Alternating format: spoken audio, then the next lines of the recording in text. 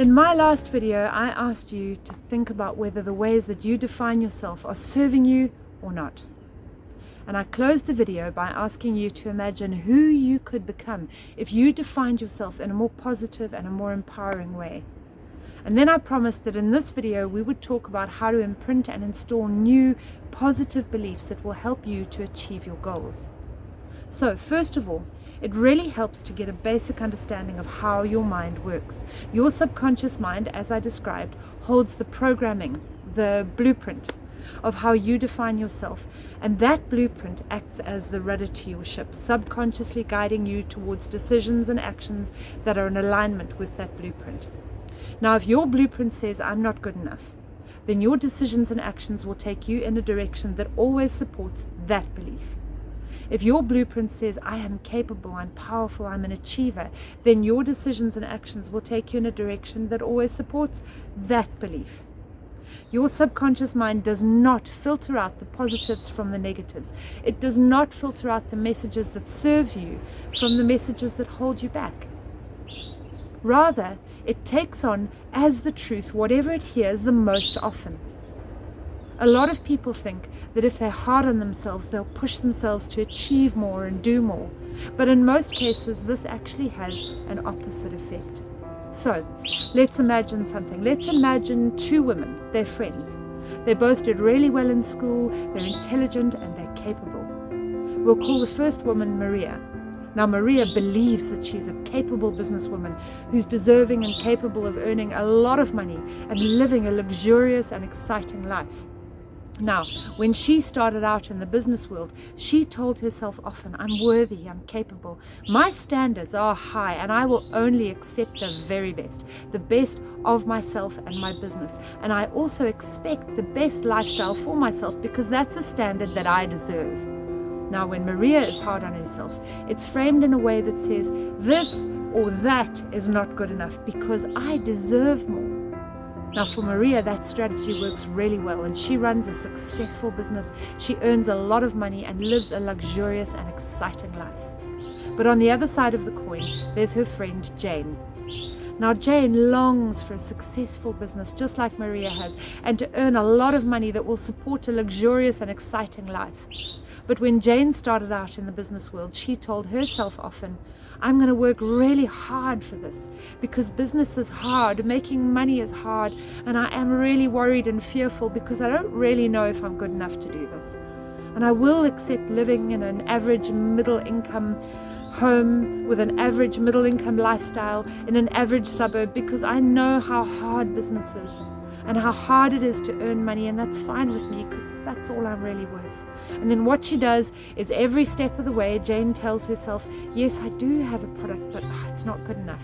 Yes, I did make some sales, but not enough because I don't know if the product is good enough because I'm not good enough, and I'm willing to accept an average lifestyle because that's all I need, because I'm not amazing and powerful and incredible like Maria. So when Jane is hard on herself, it's framed in a way that says, average is good enough because I'm not good enough. Can you see the difference? You know, we often say to ourselves, I'm fat, I'm not clever enough, I'm not good enough. We say these things in the hope that these words will spur us on to making a change. But that does not work. Your subconscious mind is not interpretive.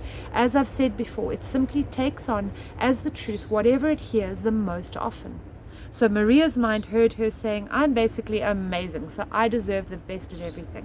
And so her confidence, her drive, her decisions took her step by step in the direction of her goals. Her subconscious blueprint held such high standards for herself that achieving anything less was just not an option.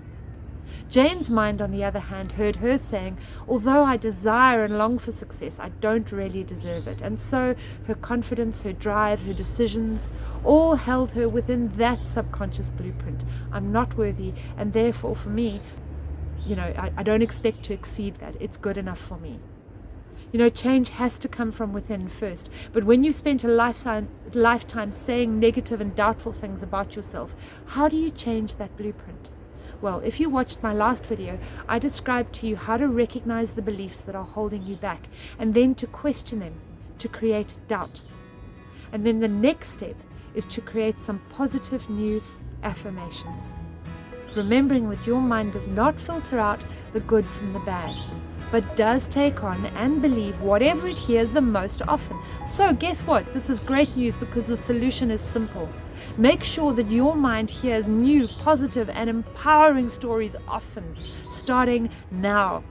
I advise my clients to create new, positive personal affirmations. Always keep them positive, powerful, and in the present tense. Keep them short, 10 words or less. Don't waste time on fancy, fairy-like, romantic, bulldust notions. When it comes to your mind, be direct. Keep it simple, positive, and powerful. Always be conscious of giving your mind the right instructions. If you are trying to lose weight and you tell yourself, well, for me, weight loss is really hard, then your mind says, yep, and guess what? I don't like hard. So let's do everything we can to avoid that. And your decisions and your actions will reflect that. But if you tell yourself the fat is burning off me now, right now, your mind goes, well, great. If that's what's happening, then I know what to do. And your decisions and your actions will reflect that instead. Now for me, that particular affirmation was one of my favorites. The fat is burning off me now, right now. And I still advise my weight loss clients to use it. It works because that's how you get your mind behind you to work with you and to support the physical strategies that you're using. And it also even gets your body to align at a cellular level to start burning fat. So let's look at some other examples. I'm a brilliant and successful businesswoman.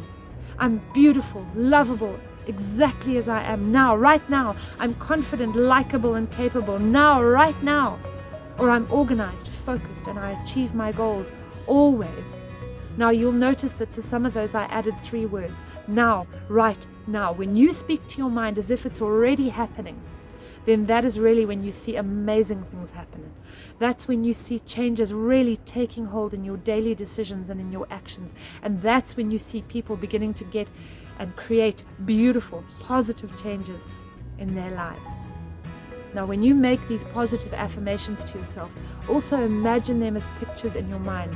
Your mind really responds to that well. Imagine them as if they're already true and as if they're already happening, because that helps you to feel the excitement and be in a positive energy state that upholds your energy, your belief, and your drive towards your goals. Now, the final thing that I must remind you of is the importance of persistence. When it comes to imprinting a new belief by using an affirmation, repetition is key. Just like our teachers taught us how to recognize numbers or the letters of the alphabet or even words. To imprint anything on your subconscious mind, a simple thing you can do is to repeat it over and over and over again. Because remember that your mind will take on as the truth, what did I say? Whatever it hears the most often. So my advice to my clients is that every morning they must repeat their affirmations to themselves a minimum of 20 times. More is even better, but sometimes people get put off and imagine it's going to be really difficult and confusing. So I just say, okay, just start with 20 repetitions. Count it on your fingers. And when they get into it, they usually repeat the affirmations way more than 20 times. I, of course, love to add a bit of rhythm. The fat is burning off me now, right now. The fat is burning off me now, right now. Yes, the fat is burning off me now, right now. Now that way, your affirmation gets stuck in your head and plays in there all day. And if it gets annoying, like one of those songs that play over and over in your head until you feel like they're driving you nuts, well, good. That's the idea. Because your mind takes on as the truth whatever it hears the most often. So, repetition is key. Persistence and repetition. In closing, here's a thought. The quality of your life is defined by the quality of your relationships. The quality of your relationships is largely defined by the quality of your conversations. And the longest conversation of your entire life is the one that you have with yourself. So, to live a life of quality, the first improvement to make is the quality of the conversation that you have with yourself. So, all of you, thank you for watching. I'm Fiona Burdett, and if you haven't subscribed yet, then please go ahead and do so. Let's have the conversations that inspire change and growth. You can also visit my website at fifotoday.com. That's fifotoday.com. Check out the free goodies that are there for you. Read the blog posts and give me comments. I love to hear your thoughts and your opinions. Even if you disagree, tell me, and I'll see you again soon. And until then, stay safe, stay well. You are worthy, you are beautiful, and I really appreciate you.